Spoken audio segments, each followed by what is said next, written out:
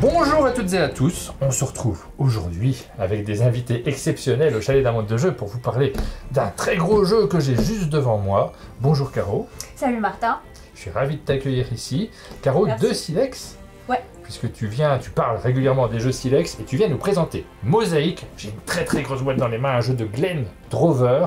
C'est pas la boîte qu'on va trouver dans le commerce. Non, ça c'est la boîte du Kickstarter. Donc qui est une très grosse boîte où il y a beaucoup de matériel qu'on va détailler. La boîte que vous trouverez en boutique, elle fera sensiblement la moitié de cette boîte. Voilà, donc elle ne sera pas si imposante. Voilà, j'aurais moins de mal à la présenter. J'ai testé tout à l'heure. Quand on parle dedans, il y a de l'écho. Je ne sais pas si vous entendez. Vous le voyez, je vais poser cette boîte parce qu'elle prend beaucoup de place quand même devant. Moi, je vais la mettre ici, là, juste sur le côté, que vous puissiez la voir encore un petit peu. Ce sont des jeux qui nous emmènent sur le bord de la Méditerranée. Et quand on est joueur de jeux de société, bah, c'est quand même un contexte, une région du monde qu'on connaît bien parce qu'on a eu très souvent l'occasion de se plonger dans cette région du monde avec plein d'éléments qu'on connaît. J'avais vraiment très envie de découvrir le jeu, donc bonne nouvelle, il arrive au chalet, on va pouvoir y jouer. Tu vas pouvoir nous le présenter? Voilà, je vais vous le faire découvrir. Oui, on va passer assez rapidement en réalité, on va vous faire une présentation rapide, on va pas jouer dans cette vidéo. Pas une partie. Et vous allez en avoir une très bonne idée, vous saurez si ce jeu est fait pour vous. Bonne nouvelle déjà, c'est qu'il y a eu un financement participatif avec un prix qui était quand même relativement élevé. Hein. Ce sont des jeux pour les passionnés quand on les prend. Qui peut être peint, voilà, il y a beaucoup de figurines. La très bonne nouvelle, c'est qu'il va y avoir une version boutique, donc beaucoup moins onéreuse, beaucoup plus accessible également. Donc on va tous pouvoir avoir sa petite boîte chez soi. Alors, on va regarder. J'insiste tout particulièrement sur le fait que le matériel que vous voyez ici, c'est un matériel, c'est celui du Kickstarter en réalité. Tout à fait. Avec des figurines. Avec les figurines voilà, qui ont été peintes. Qui sont superbement peintes. J'ai mis une caméra sur le côté. On va pouvoir voir un petit peu ces figurines. J'essaie de bien les mettre. Elles sont très minutieuses quand même. Elles sont très joliment peintes. Et ça va nous donner l'occasion de vous présenter le jeu dans les meilleures conditions. Voilà. Mais c'est pas tout à fait le matériel qu'on aura dans la boîte, puisque les figurines, notamment pour certaines en tout cas, ça sera remplacé par des tuiles. Oui, voilà, on aura des tuiles en fait de ce format quoi, en carton. Voilà.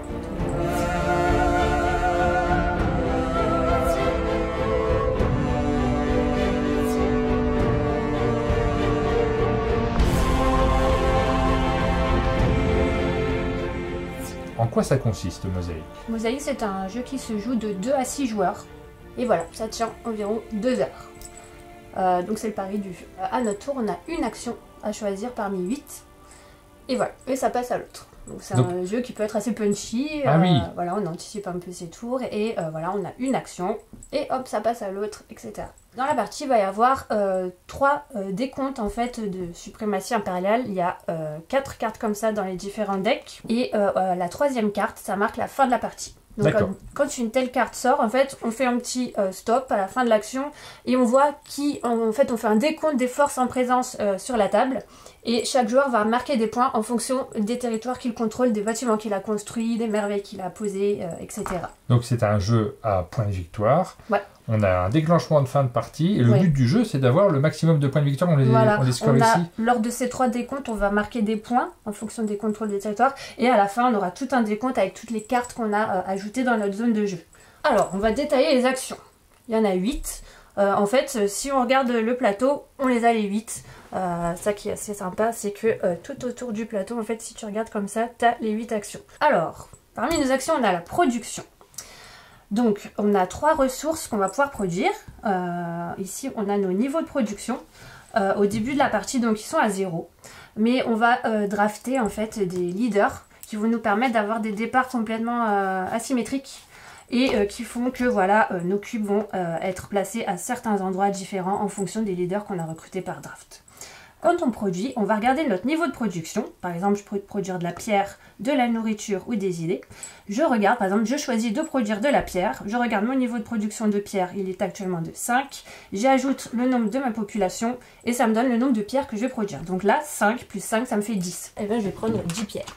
Je prends 10 pierres et puis je les mets voilà, sur mon plateau à côté de ma zone de jeu. On va pouvoir augmenter notre population.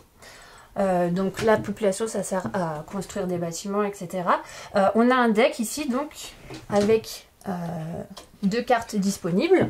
Et on va choisir l'une des 2 cartes population pour augmenter notre population. Ici, je vois, ben, pour gagner 2 populations, je vais payer 12 nourritures. Donc 2 populations, ben, je prends 2 petits personnages comme ça et je les ajoute sur mon plateau. Voilà.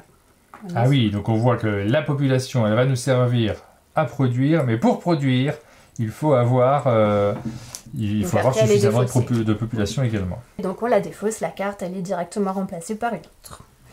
La construction. Donc ici on a un deck donc avec toute... bon, là on a encore laissé la carte suprématie impériale qui se trouve dans un certain endroit. Et on a une rivière avec 5 constructions disponibles. Sachant qu'on peut construire, même s'il n'y a pas la carte, je peux toujours construire une cité portuaire, un village, même s'il n'y a pas la carte. Par contre, c'est toujours mieux de le faire avec une carte parce que je vais gagner tous les bénéfices qu'il y a dessus.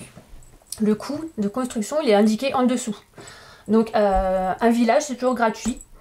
Et une cité ou cité portuaire, ben, c'est indiqué donc 4 pierres et 2 populations. Donc il faudra déjà, imaginons, je veux construire la cité portuaire qui est là, je vais devoir dépenser 4 pierres et 2 populations. Donc 2 populations qui retournent dans ma réserve, ok. Et puis voilà, je défausserai 4 pierres. Je prends la carte, je gagne immédiatement les bénéfices qui sont indiqués dessus et elle vient dans ma zone de jeu. Ça me permet de poser un bâtiment. Donc là, en l'occurrence, un port qui ira sur un emplacement de port, hein, là où il y a les petits poissons. Je place et je gagne donc le jeton port qui augmente de 3 ma production de nourriture. À chaque fois que je vais construire, je vais récupérer le jeton qui est en dessous de l'endroit où je me place. Et puis tu as aussi des grands projets, il n'y a pas de bâtiment, mais ça donne des points en fin de partie avec les badges. Donc tu vois par exemple là si tu construisais ce grand projet, un grand projet ça coûte 5 pierres et 5 idées, ben à la fin de la partie tu gagnes 1 point par badge rouge de ce style dans ta zone de jeu. Ouais, voilà. Des éléments de scoring. Ouais, tu vas scorer tout ce que tu as récupéré. Donc ça c'est la construction. On peut aussi construire des merveilles. Alors en début de partie on n'en construit pas trop parce que ça coûte cher en pierre et en nourriture. Mais voilà, pour étendre ton influence, parce que pourquoi on construit tout ça en fait? Ah bah je pense que c'était dans le monde antique qu'on avait très envie de construire des merveilles. Moi j'ai bien observé dans mes cours de jeux de société que systématiquement il y a des merveilles qui se construisent. Voilà, mais alors pourquoi on les construit là dans Mosaïque? Parce qu'elles sont superbes c'est sûr, mais aussi parce qu'elles permettent d'étendre notre influence. Donc à chaque cité que je construis, j'ai 2 points d'influence dans la zone où je construis. Oui. À chaque village, ça me rajoute 1 point d'influence dans la zone. Merveille, c'est 2 points d'influence aussi par merveille. Et une merveille, elle doit être construite dans une région où je possède déjà une cité. Quand je construis une merveille, je récupère aussi la tuile. Donc là-bas, à gauche du plateau, tu as toutes les tuiles de merveille. On les a mises de côté. Ouais, on les a mises étalées sur le côté pour toutes les voir. Donc parmi ces 9 merveilles, bah, tu vas choisir celle que tu construis.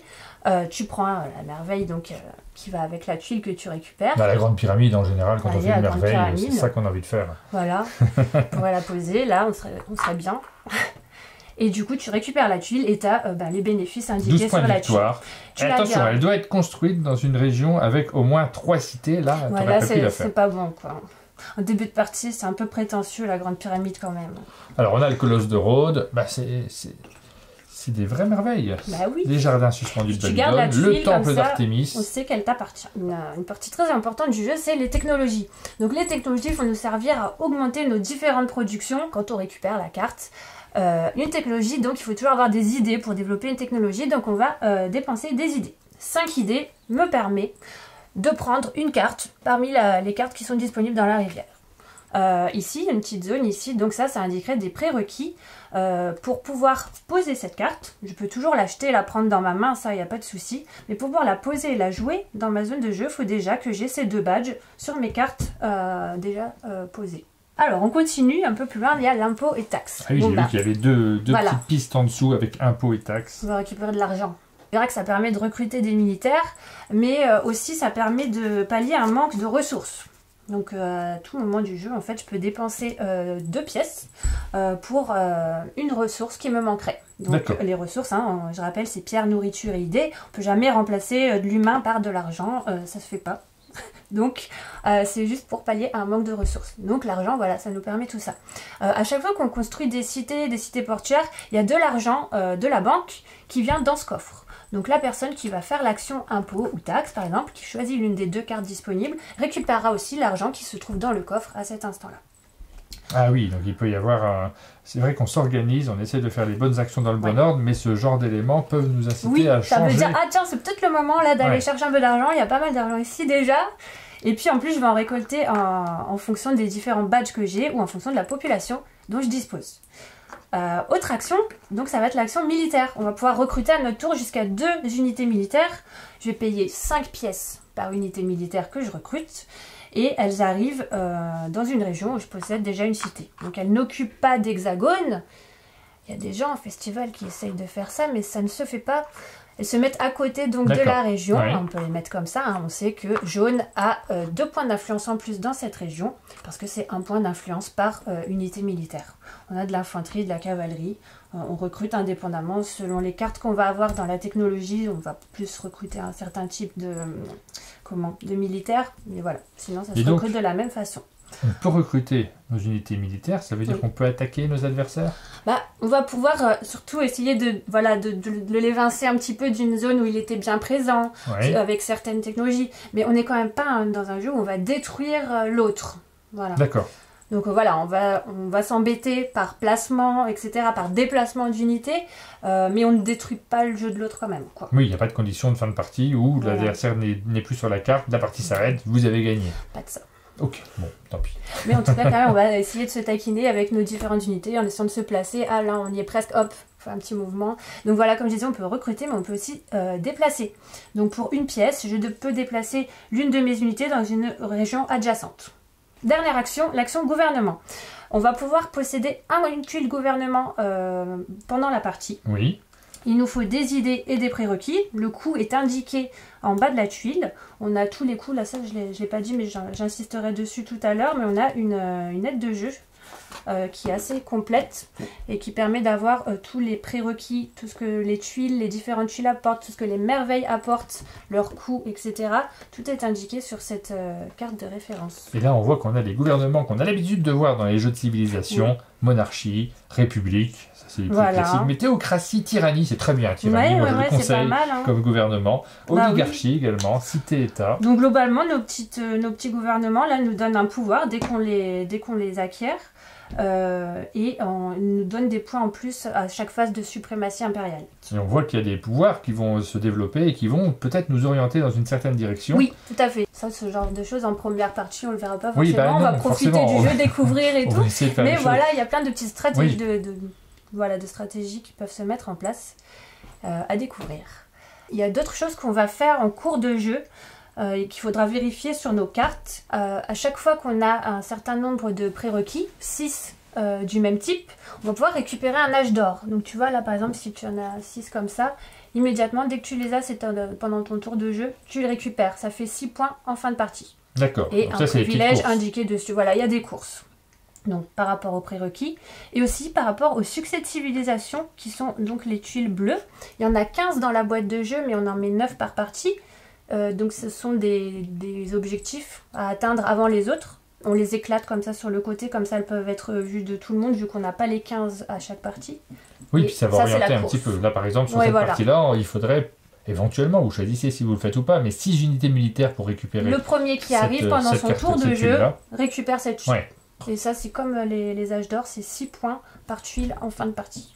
Autre façon de terminer la partie, c'est à un moment il y a 2 piles de tuiles qui sont vides, la partie se termine. D'accord, ok. Et là, on compte les points de victoire. Voilà, on regarde celui qui en a le plus. On revoit il y a une dernière phase de suprématie impériale. Ensuite, on décompte tous les bâtiments qui ont été construits, tous les badges qu'on a dans notre zone de jeu, enfin toutes les conditions de points liées au village qu'on a construit, etc. Et ça nous fait notre score total. Voilà, il faut retenir que c'est un jeu dans lequel il y a un scoring de fin de partie. Donc, il y a le côté civilisation. Il n'y a pas le côté dans lequel on va écraser notre adversaire. Non, le but, c'est vraiment de se développer. Moi, je l'ai compris comme ça. Prendre contrôle. Et donc, d'avoir la civilisation la plus prospère. Alors, on a très bien compris le fonctionnement du jeu. Tu nous as dit que c'est un jeu qui se joue en 2 heures. Oui. Et ça, quel que soit le nombre de joueurs. Ça rallonge un petit peu quand même. Si on ça va rallonger un petit peu, c'est sûr. Mais on n'est pas sur un jeu qui dure 4 heures. Surtout pas, quoi. Oui, parce que les actions sont simples. Oui. On a une à choisir parmi les 8. Ça ne va pas durer 10 ans, tu attends pas 10 ans ton tour, quoi. c'est une Méditerranée assez pacifique finalement, on n'est pas habitué. Hein. C'est vrai que dans l'histoire antique, on avait tendance à avoir des affrontements, mais ça, je sais que ça va plaire à pas mal de joueurs. On se taquine quand même hein, autour de la Méditerranée. Bah oui, non mais on n'a pas les mêmes objectifs. Il y aura un seul gagnant à la fin de la partie, quoi qu'il advienne.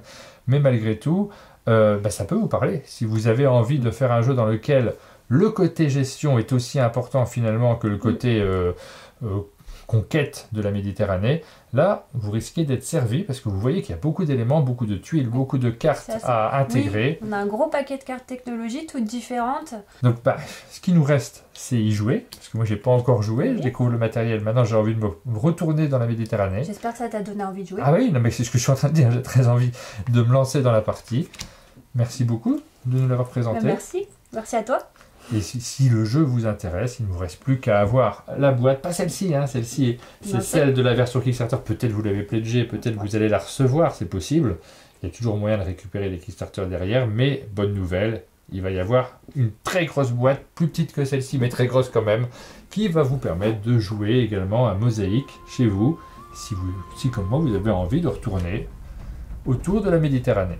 Merci beaucoup Caro d'être venue au chalet. Merci de nous avoir reçus. Avec plaisir. Et nous vous donnons rendez-vous très bientôt pour de nouvelles vidéos sur la chaîne. À bientôt. Salut tout le monde.